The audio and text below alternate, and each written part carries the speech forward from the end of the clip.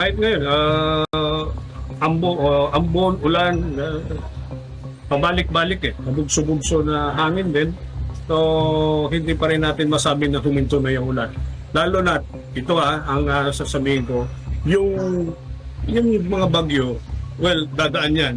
Pero yung ini-enhance kasi nila, yung habagat, yung southwest monsoon, na hindi pa rin umaalis. So, hindi pa panahon para mawala. No? So, we expect na yung epekto nito, kahit walang bagyo, yung maraming ulan, no?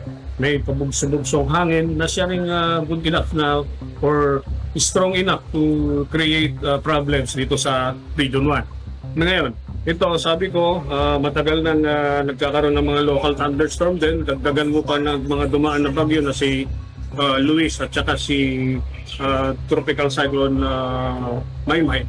No? Andyan yung habagat na sinasabi natin. So with that, dumaan, hindi sabihin na huminto.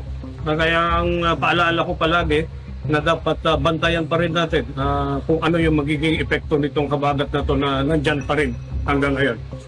Okay, sa ating mga kababayan, pati na rin yung mga LGUs sa buong Region 1, ituloy po natin ang ating pagbantay. Make everyone ready, make everyone informed, make everyone know na hindi pa natatapos yung mga dumarating na ulan, na lalo-lalo na nandyan pa rin si habagat. So dapat hindi tayo mag-relax.